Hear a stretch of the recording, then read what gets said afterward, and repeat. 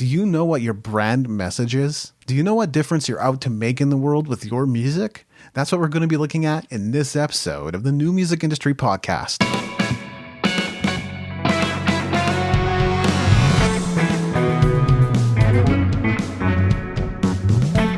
You're listening to the New Music Industry with David Andrew Weeb.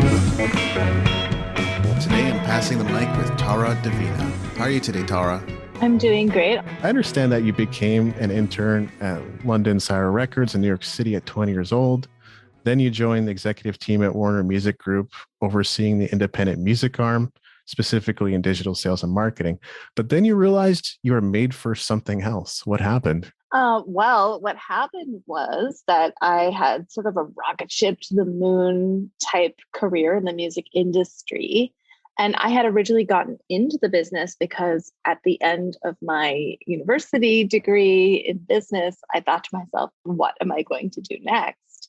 And the answer, unlike most of my peers, was not become a product manager at Pepsi Cola or an accountant at KPMG, or whatever the going typical career flow was. And so I thought to myself, well, I love music. I love being a musician. Perhaps entering the industry will bring me closer to these things. And over time, what I discovered was that being in the industry made me much further from these things and from my creative impulses. And so, being a very creative spirit, I began to get progressively more and more depressed and disillusioned, even though on paper I had everything that anyone would ever want. You know, wonderful, prestigious career, lots of abundance financially, lots of engagement with the things. It just didn't add up for me. And I hit a breaking point where I was starting to decline and then went to Burning Man. I was invited to Burning Man, a little festival in the desert that at the time not everyone had heard of. And I went out there and I met all these people who were really pursuing their creative dreams and up to things, doing things that really meant a lot to them. And, things that were overly ambitious and projects that are now defunct, but they were really caring about what they did for a living and spending their time pursuing that which was their core purpose. And so with that, I boldly quit my career, walked out of the office with no plans, and voila. So I think it's not too unusual of a story that people go down the career path and then find it stifling. Of course, many people find it difficult to then make the leap to something creative. So what was it about being in a career that just wasn't working for you? The monotony, the repetition, and the lack of meaning. Like, I was never sure if I was helping anyone. So, the disconnect between the record labels and the interests of the artists is so vast. The interests of the managers and the booking agents. And it felt like a big circular cash grab. And I didn't participating in that didn't fulfill me with any sense of contributing to the planet in any significant way, or even really contributing to the artists. And that's what really got me. You use the word meaning, and I do hear a lot of people say it, that they want to pursue some kind of meaning. But what does that mean to you? I have reflected on this question a lot.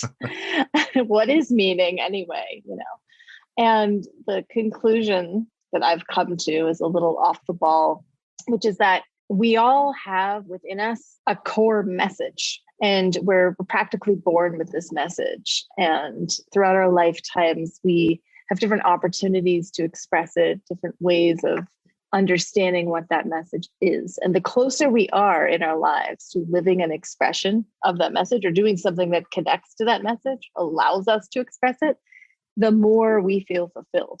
And so for me, meaning is that. I actually find that if you look at most artists, if you look at most successful brands, marketers, etc., they all have on full display this core message, whatever it is for them. And everything they do connects to that. It's how we relate to it. It's their brand. It's their essence. It's how we know it's for us. And so I believe that each of us has one of those messages. We are each a brand of our own. And that it's not just commercial. It's actually what is most deeply resonant with the core of our being. It's what lights us up. It makes us smile and feel like we're in the flow and that we're doing something that matters. So That's my definition of meaning. Yeah. And that very much, the description you gave for branding, that lines up with how I've come to understand it as well. So that's really great. And one of the things you do is help artists to rediscover their identity as an artist. Have you found that a lot of artists are off track in some way, and have they lost sight of their true calling? It's kind of a multi-part question. And what are some common issues artists face as related to their identity? This is such a great question. So there's two types of people. There are artists who are pursuing a career related to their art. Maybe they're a musician or they're a painter, whatever they're doing, and they have lost sight of their message and their big why. There's also people who are on track with their life purpose, or they're doing things that line up with who they are, but they've forgotten about their art. They are no longer making it a priority. And so I have found that everyone pretty much falls into one of these two categories, unless they are an artist who also knows their message or someone who knows their message who is also an artist. So I find that, first of all, most of us don't think that there's a lot of value in art. And so we're kind of told that it's, oh, you're going to go get an arts degree. Oh my gosh, eye roll, or you're going to become a musician or a starving artist. Oh my gosh, what are you thinking? And so there's all this stigma around pursuing a career in art, like maybe 1 in a million chance will descend upon us and we'll hit the big time. And so there's a real meme that, being an artist means we can't make money, means it's not worth it. And what I found is that it is so worth it, and it can be part of income generation for everybody. It's just that it doesn't want to exist in a vacuum. And so I think that it's very difficult to run a business without art.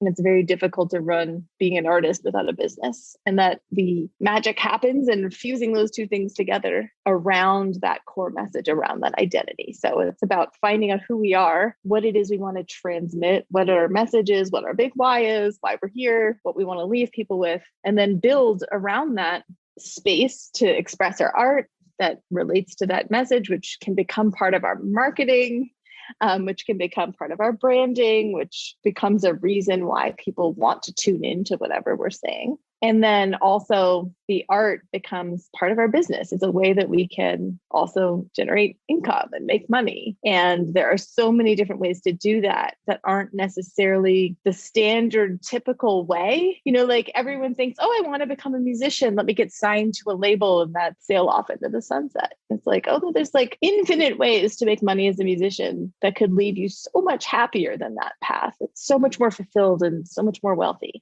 It's just that we tend to get pigeonholed into the idea that there's only one way to do it. Just like we can get pigeonholed into thinking that our business has no space for art. That's a long answer, but those were a lot of really good questions.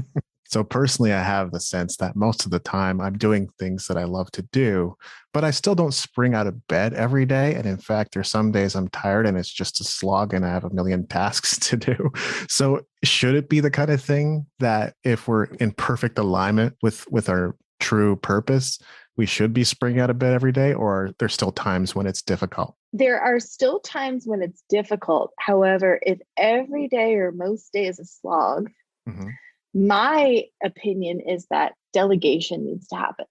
Right. So the reality is that in order to scale a successful business, we have to delegate. And in order to have a business where we're in our zone of genius and our magic most of the time, which is where the fun happens, we have to delegate. And so this is something most people put off, in my opinion, in my experience. And I've been guilty of this too. We put it off until way too late. When in fact, we should be thinking about this delegation. The minute we know how to do something and we identify that we do not like doing that thing, it is time to delegate that thing, to free up our psychic space from having to deal with something that we do not want to do. It's worth it. I'm guilty as sin. But I think the part that a lot of people get stuck on, and I've been stuck on this too, is where's the cash going to come from for me to go and hire someone? Or even if it's a freelancer or a contractor, am I just going to magically make the money back? Well, I mean, let's assume you have any income stream. If you have absolutely no income stream, don't have a business, right? So then delegating isn't really something we need to be thinking about. So, but like once there is an income stream,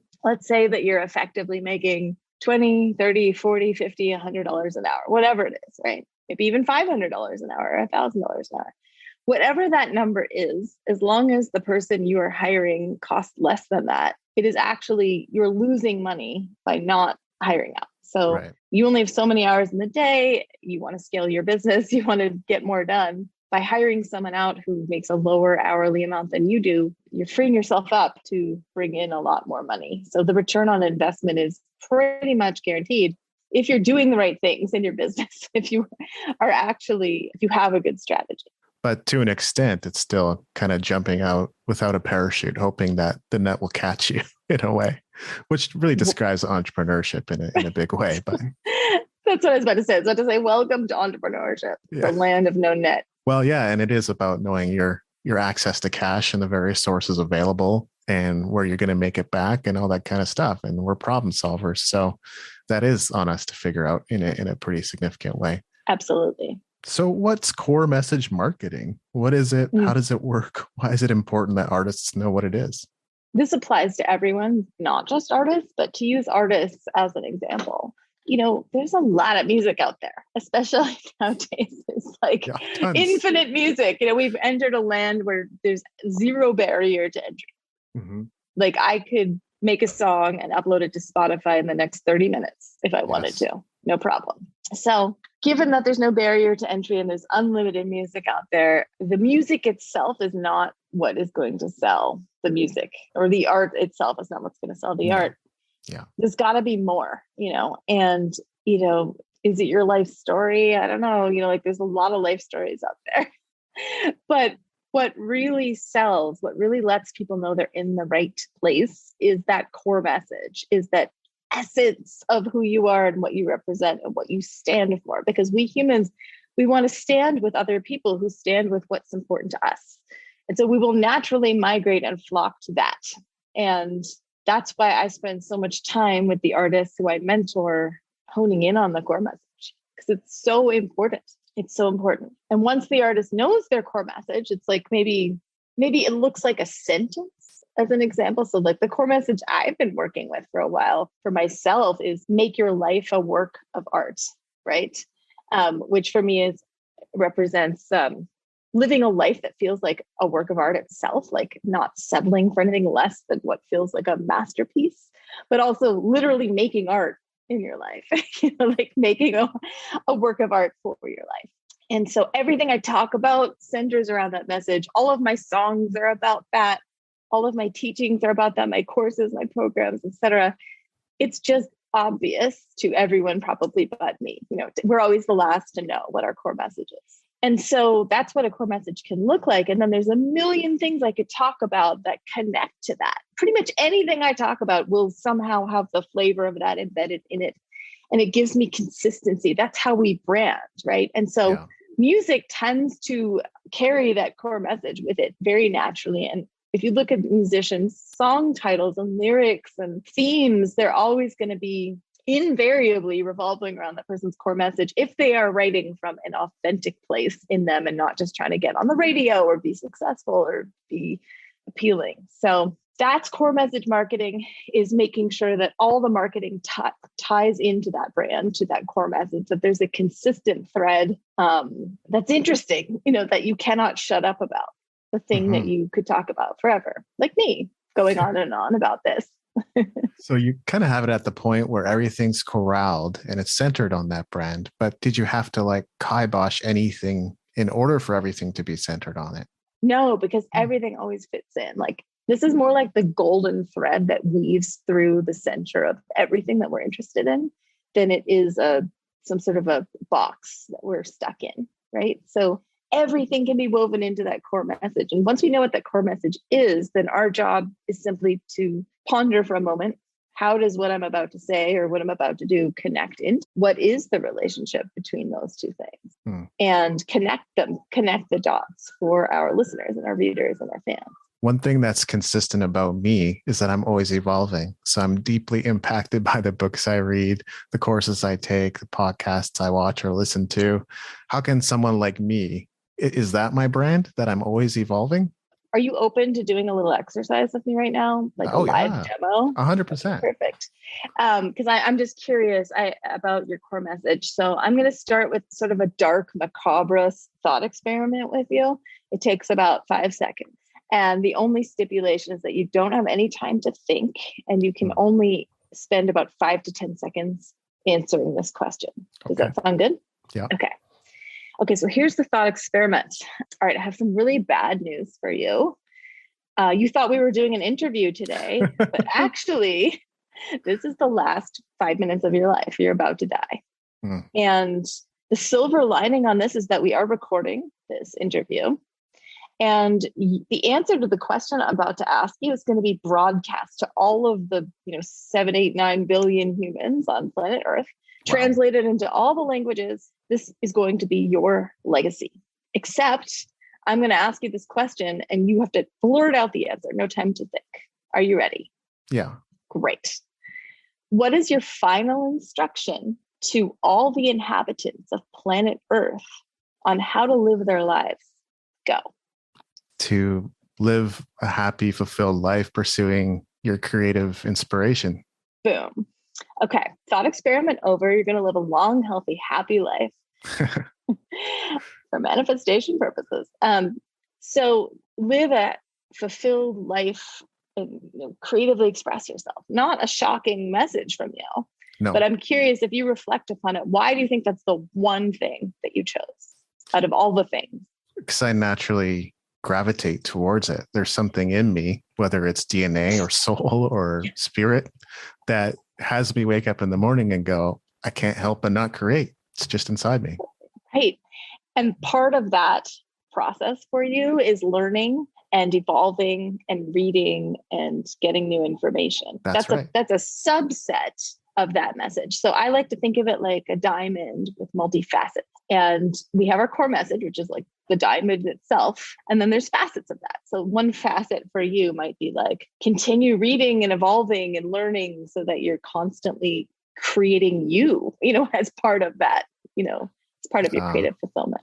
Love it. So yeah, you kind of put it in its place by making it a subset of my core message. With this, but not everybody identifies their core message from that question. Like there's a lot of other questions I can get into with people, but that one tends to be a really great first step. So for anyone, if you're listening and you're playing along, like whatever your answer was is an amazing first clue. One other thing I was wondering if you had any other examples, because I think there are bands or artists out there whose core message is let's party. And actually there's nothing wrong with that.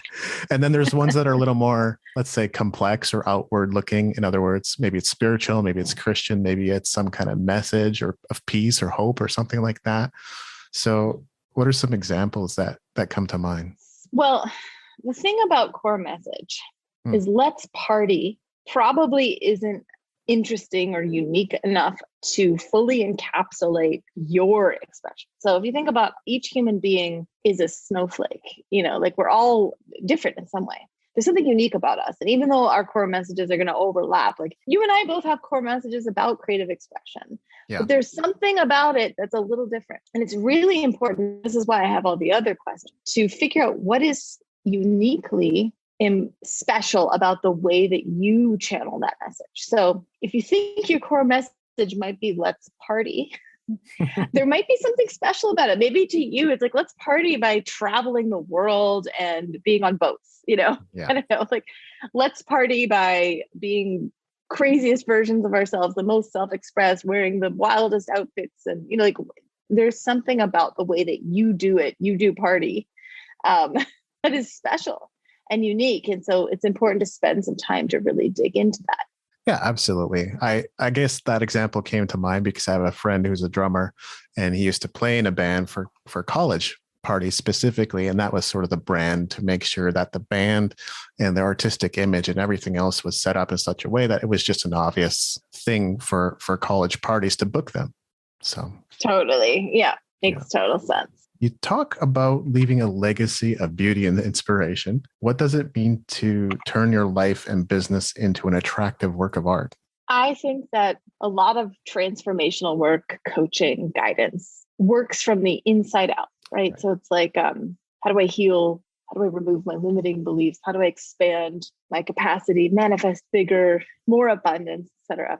And I think that's a really great thing. We should all be doing our inner work. But I also believe that a lot of the transformation that we receive experience occurs from the outside in. And that's the music we listen to, the art that's on our walls, the food that we eat, like the things that come in from the outside, because it matters, right? It's not just about what's on the inside. We're constantly receiving inputs and changing, just like you mentioned. So in order to make our business a beautiful work of art, some of these things have to be tended to as well. It's like, do we love our branding? Do we love the way that we're presenting ourselves? Do we love the tone of how we're presenting ourselves? Do we love the things that we're associated with, the types of people that we're attracting? These things all matter in terms of, creating a business that we feel really proud of, that actually feels like as much of a work of art as the art itself that we may be promoting or selling. The one thing that I started to feel a little bit constrained in my chest, and I'm sure it's going to be the case for some listeners too.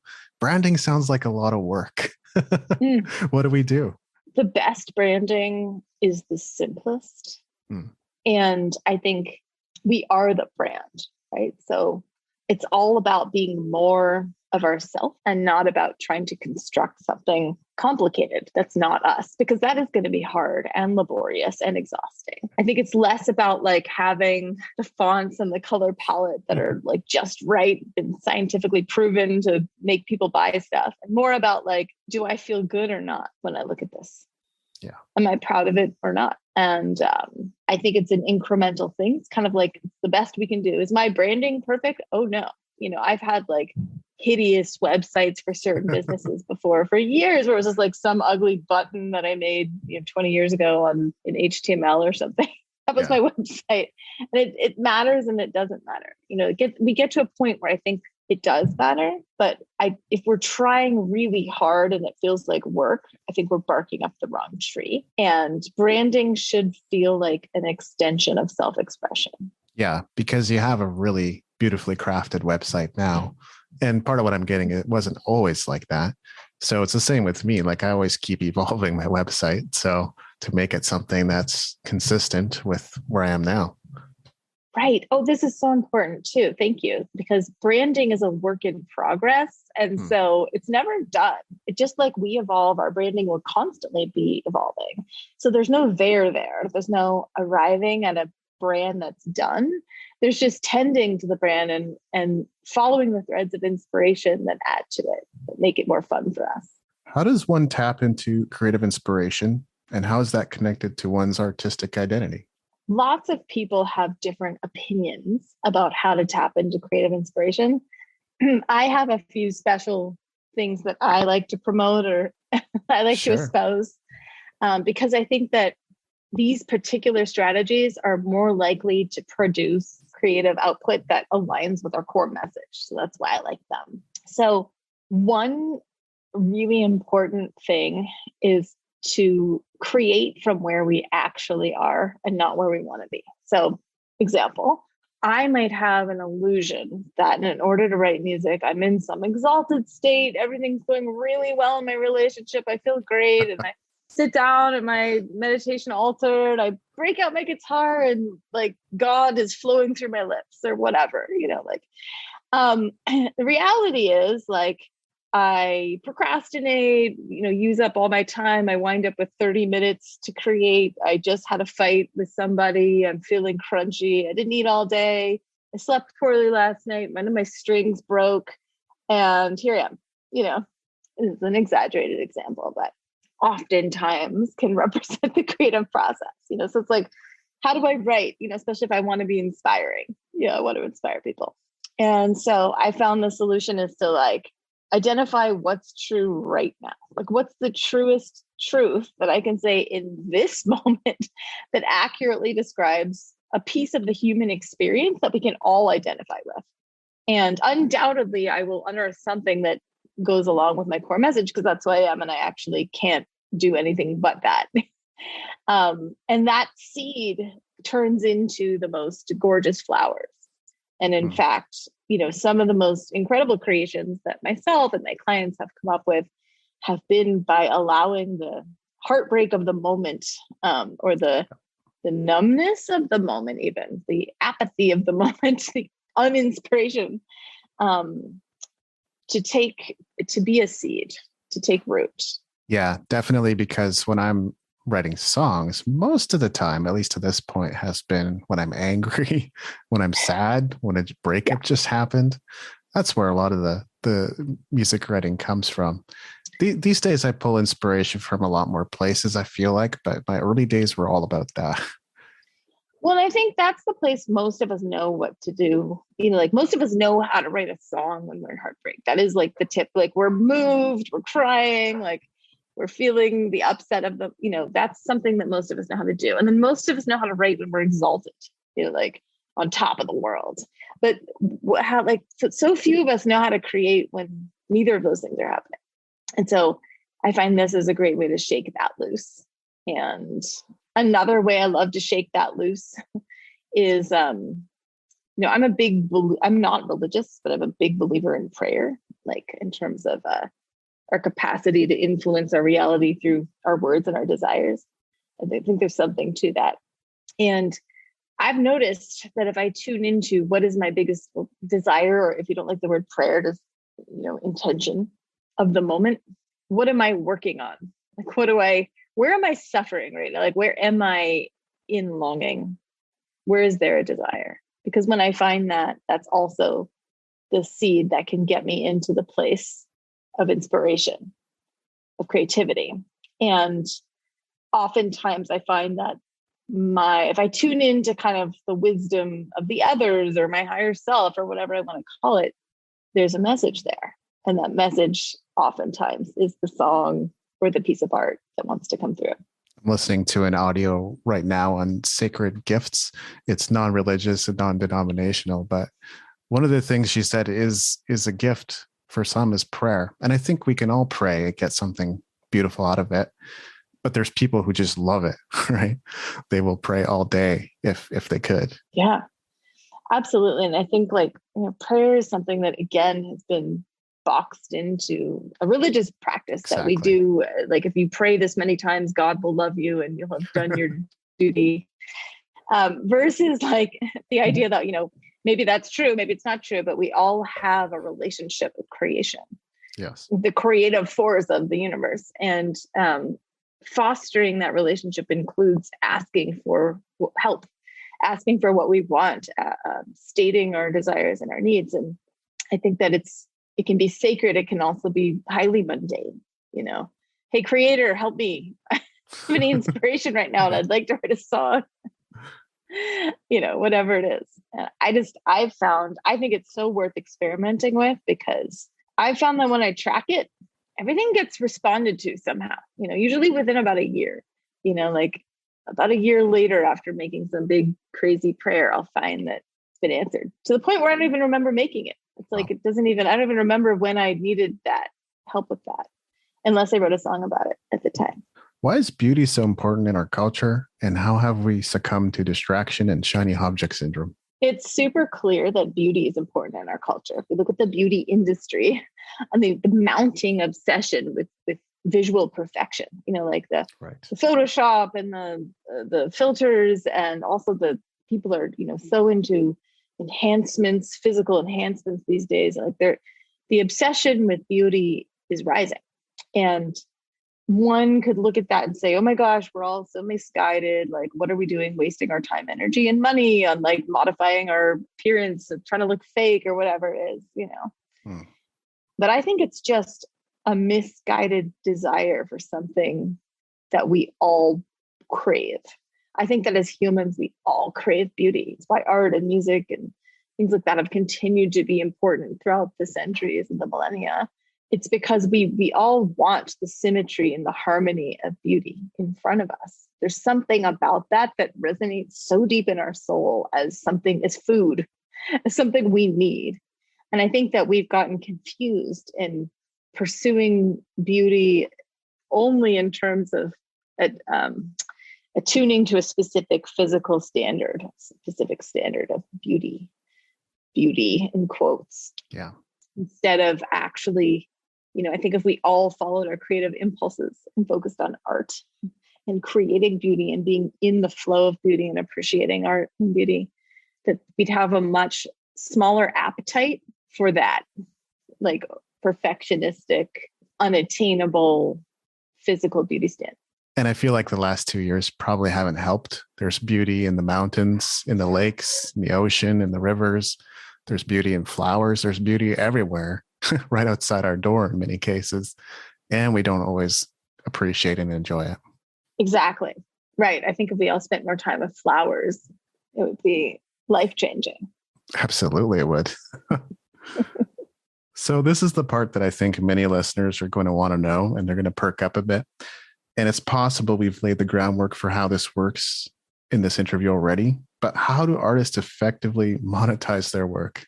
Yeah, it's such a great question. So there are so many different ways to monetize work as an artist. So Yes, there are. I would say, this is why I work with individuals on this, because I can kind of look at them holistically and look at their whole ecosystem of money making and talents and skills and figure out how those things go together. And so that's what I recommend you do if you're listening. Like, what are the different things that you love to do with your time? Focus on getting paid for the things you already do with your time. So if you're a musician who hates to perform, don't try to get paid for bookings, right? That's not your thing, right?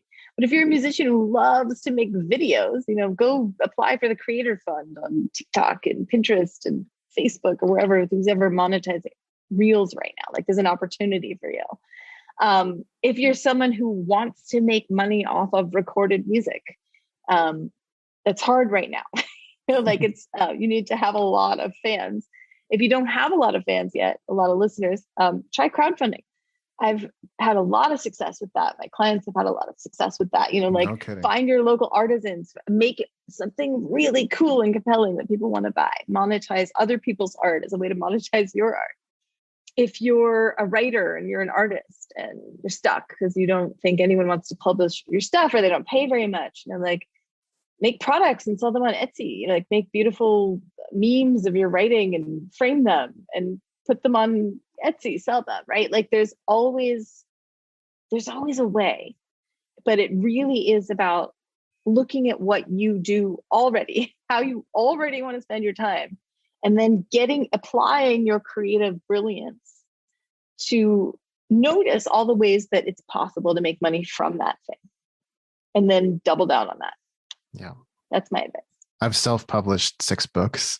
And so I can definitely say that even if there's nobody interested in your works or your books, which is not the case for me, but there is a way, definitely. And those things would not exist if the time and effort hadn't gone into them in the first place. So, but for me, it obviously pours out of me. It's not something that forced myself at a desk to do. It's actually fun to organize my thoughts. Totally. And there's so many ways to monetize a book other than just selling the book on Amazon. There's so many different ways. Those books can become programs. They can become art. They can become memes. They can become whatever you want them to become. And it is possible to make all sorts of money from books. Oh, yeah. No, I've gone deep on this myself. You got you got Medium, you got affiliate income, you got advertising. You could take tips. You could crowdfund, like you said earlier. You could turn your book into a special edition PDF book. You could turn it into a course. You could turn it into a mastermind or a coaching program or a live event. So yeah, there's endless options. That's for sure. Absolutely. The key is, I think, considering your core message, seeing if it lines up with that, and making sure that you are only monetizing stuff that is fun for you to do. I was starting to think about today, publishing monthly income reports and then focusing on the exact areas that produce for me and are fun for me. So what you said is kind of validating in that sense. Glad to hear it. Yeah.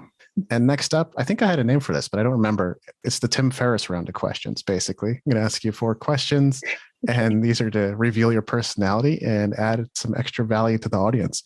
And the first is, what's the last YouTube video you watched?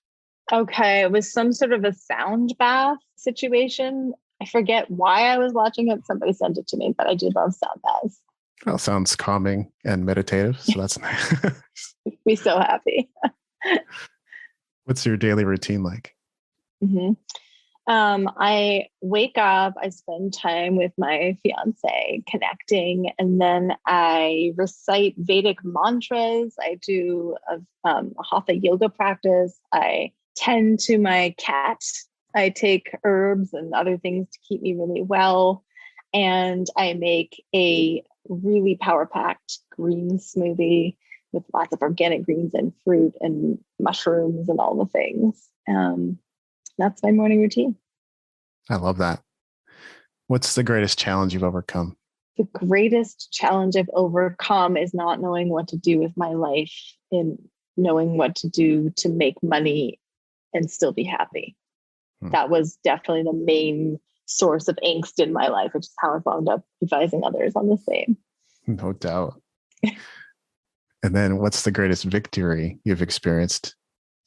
The greatest victory I've experienced was going from a frustrated, angsty teenager that wanted to make music and didn't know how or when that would manifest, to going in the music business and still not having any clue, to having released a couple of albums that really mean a lot to me. I think for me, that is the biggest win of my life. Albums that mean a lot to other people too, and having gotten to play a part in their healing as they've used the music as a tool for that. And are there any books that have helped you on your journey?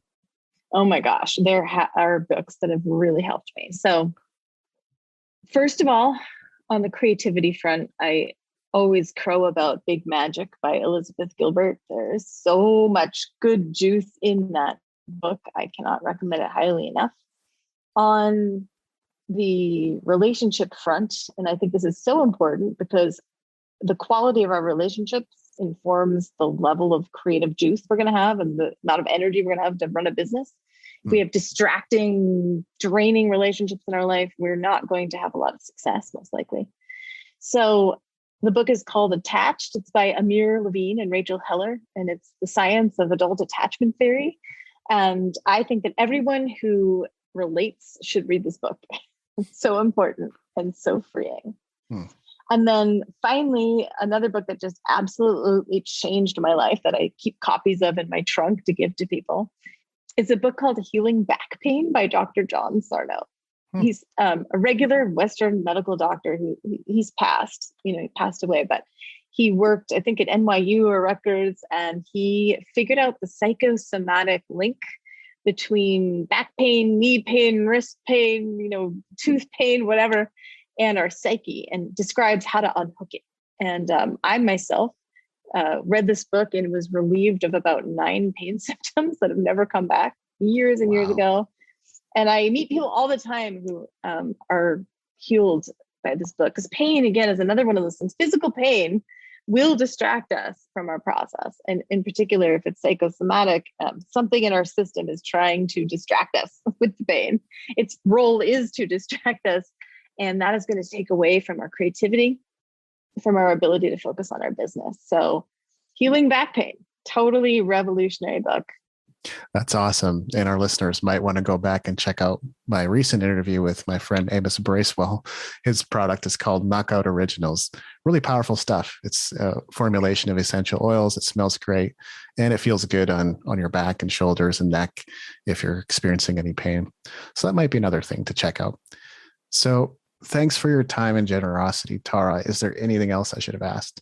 I would just say if you're listening and you want to dive in deeper to this work, I actually have a free course on my website called Create and Flow that you can sign up for right now. If you're interested, you can just go to taradivina.com and it'll take you through the process of getting clear on your core message, of figuring out how to get inspired in different ways. And we go in a lot deeper in this course to some of the things that we've touched on today. So if that's something, if you're wanting to dive a little deeper, it's my gift to you.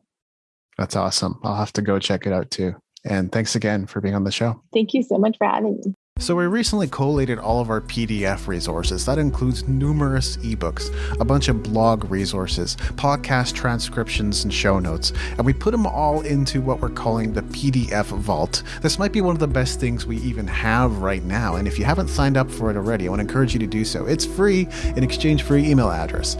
All you have to do is go to musicentrepreneurhq.com/PDF Vault to open the vault and get access to all these amazing PDF resources. That's musicentrepreneurhq.com/PDFVAULT. This has been episode 268 of the New Music Industry Podcast. I'm David Andrew Weed, and I look forward to seeing you on the stages of the world.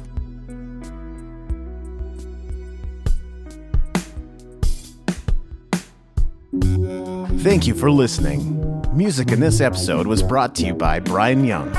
Wherever you're listening to this right now, please consider leaving a 5-star review and comment to help us get the word out about the podcast.